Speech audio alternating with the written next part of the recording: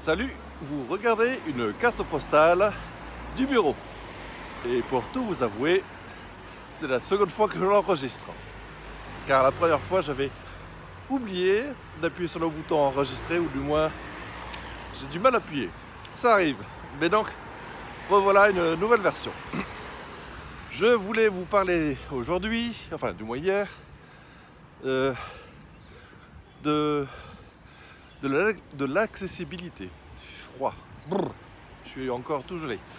Donc de l'accessibilité des outils que vous avez au bureau ou que vous partagez avec d'autres personnes qui sont handicapées. J'ai eu cette réflexion suite en fait à une discussion d'un ami en Belgique qui devient aveugle, malheureusement pour lui. Et on a parlé donc de l'ERP que je suis en train d'installer dans la boîte où je suis actuellement.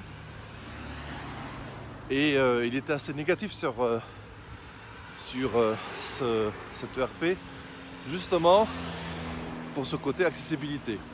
Alors comment je suis arrivé dans l'entreprise, le choix avait été déjà fait et honnêtement j'ai pas du tout pensé à ce point précis d'accessibilité dans l'entreprise.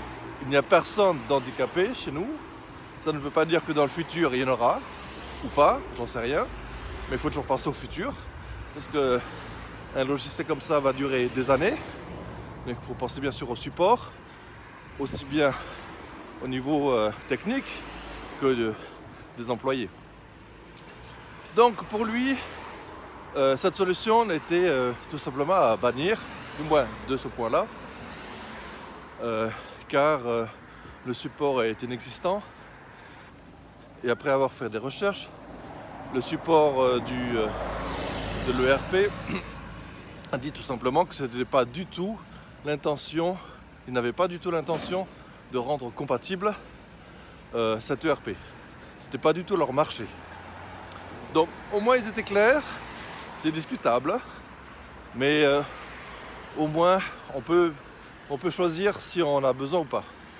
Alors il faut savoir que pour une entreprise privée, vous pouvez choisir ce que vous voulez, mais dans certains pays, pour les administrations, ce n'est pas du tout le cas. Je crois en France, peut-être aussi en Belgique, je ne sais pas pour la Suisse, il y a des obligations pour les administrations d'avoir un support pour personnes handicapées. C'est une obligation. Donc théoriquement, c'est clair, le logiciel que nous utilisons, c'est la solution que nous utilisons, ne peut pas être dans une administration actuelle. Voilà. Donc de mon côté, moi, alors là j'ai vu aussi que j'étais très... j'avais oublié ce point-là.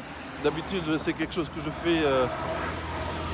D'habitude, je tiens toujours à ce que l'expérience utilisateur, comme on dit, enfin, pour moi, j'appelle ça, que l'utilisateur puisse facilement travailler et penser justement à tous les aléas, comment il peut comprendre, travailler l'interface utilisateur et faire aussi qu'il soit compatible au mieux avec les systèmes pour handicapés.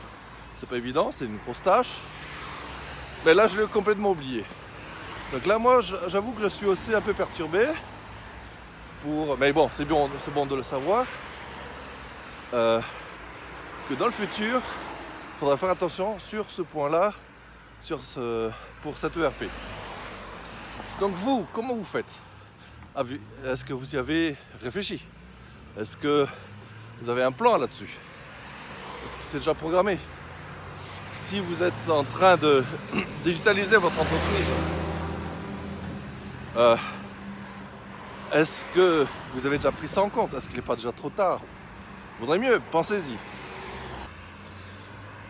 Bon, d'autre part, il faut penser aussi qu'il y a beaucoup déjà de logiciels ou d'appareils qui sont compatibles pour les personnes âgées et les appareils qu'ils utilisent, entre autres le braille ou bien des contrastes, des interfaces au contraste, ce genre-là.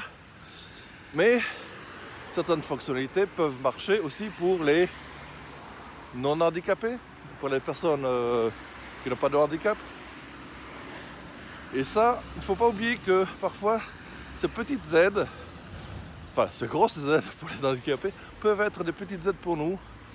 Et j'ai par exemple un exemple là, qui est arrivé.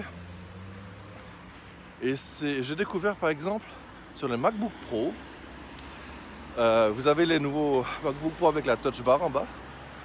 Et l'inconvénient qui revient souvent, c'est que il faut quitter les yeux de l'écran pour voir la Touch Bar. Ce que je trouve aussi assez rébarbatif, parce que moi j'ai l'habitude de faire ça au toucher en fait, de toucher le clavier, et donc je sais à peu près où sont les touches. Avec le Touch Bar, on ne peut plus, on est obligé de regarder. Alors il y a un petit truc qui existe et qui est justement dans la partie accessibilité de macOS, qui permet justement d'afficher la Touch Bar sur l'écran, en bas de l'écran, mais toujours sur l'écran. Donc vous regardez en fait dans les préférences, dans le panneau de préférences, regardez dans la partie accessibilité, et il y a une entrée Touch Bar.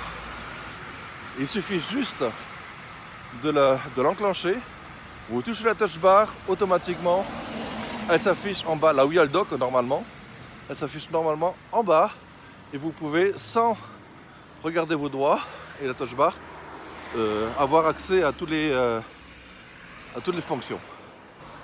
Donc voilà, c'est un petit truc, pas grand chose, mais qui peut vous rendre pas mal de service pour ceux qui sont embêtés avec les Touch Bar.